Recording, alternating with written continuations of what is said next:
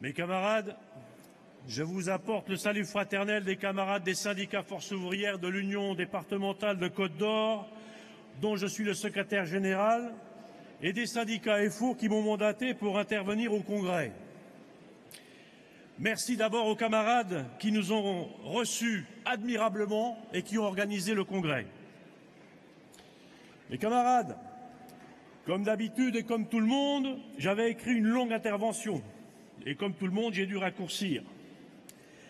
Mais on va tâcher de faire.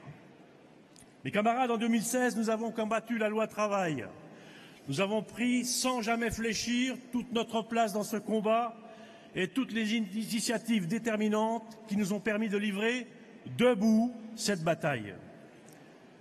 Cela restera notre victoire et celle des organisations syndicales avec lesquelles nous avons mené cette bataille, dans l'unité d'action et la constance d'une revendication construite ensemble. Cela a laissé des traces et de la colère froide rentrée. Puis nous avons vécu un long cycle d'élections, pour le moins atypique, anxiogène, plein de rebondissements, de coups de théâtre, de dénonciations, de toutes sortes, d'invectives. Bref, la politique, celle-là même qui est rejetée par un électeur sur deux. Un nouveau président de la République est élu. Dans la foulée, une majorité législative émerge, ainsi qu'un nouveau gouvernement qui se met au travail.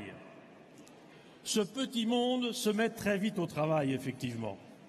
En rang serré derrière un président omniprésent sur tous les dossiers, la nouvelle équipe rentre dans le dur et dans les réformes.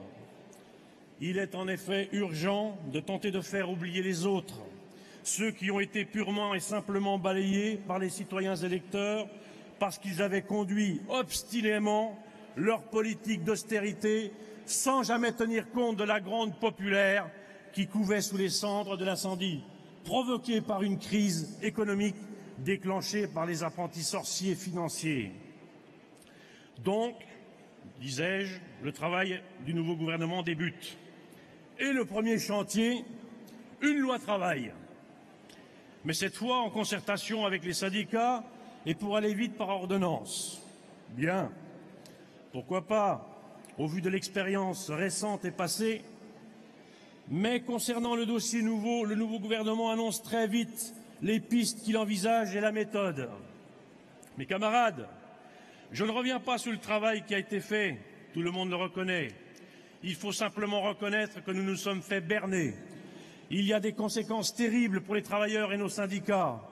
Mais que devions-nous attendre de ce gouvernement qui, comme les autres, est aux ordres de Bruxelles?